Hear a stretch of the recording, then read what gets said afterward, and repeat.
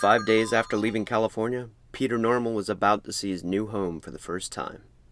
He hated it already. Peter sat in the front seat of his mom's beat-up Honda, his forehead pressed to the window, and watched the small town of Duskerville go by. It was so different from what he was used to. A two-lane road that stretched through miles and miles of forest, broken occasionally by a farm or clump of houses. The actual town itself had 7 blocks of shops, 5 stoplights, 2 grocery stores, and 1 movie theater. Peter knew because he had counted them all.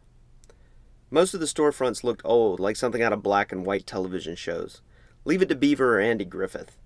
Not many people were out.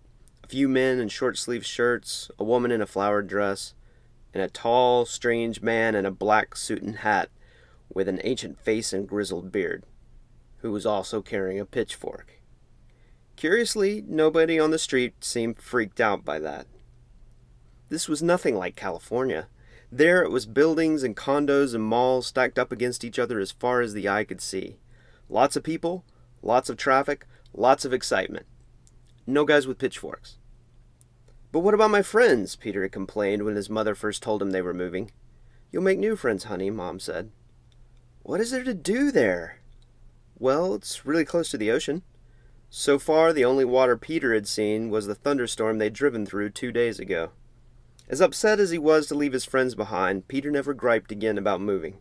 He didn't want to make this any harder for Mom than it already was. She tried to hide it from him and his little sister Beth, but she was having a really tough time. But Peter knew. He'd known for a while. She had lost her job as a legal assistant when her boss retired 5 months ago, and she hadn't had any luck getting a new one that paid enough. They lived in a 2-room apartment in a not that great a neighborhood. Beth slept in the bedroom with his mom, and Peter slept on a fold-out couch in the den. Daycare for his sister was expensive during the school year. During the summer, Peter had to watch his 2.5-year-old sister, which was a lot like fighting World War III over and over again every day, while Mom went out on interviews. But school was starting soon, and she still didn't have a job. Sometimes, late at night, he could hear his mother crying softly in the bathroom where she didn't think anybody could hear her.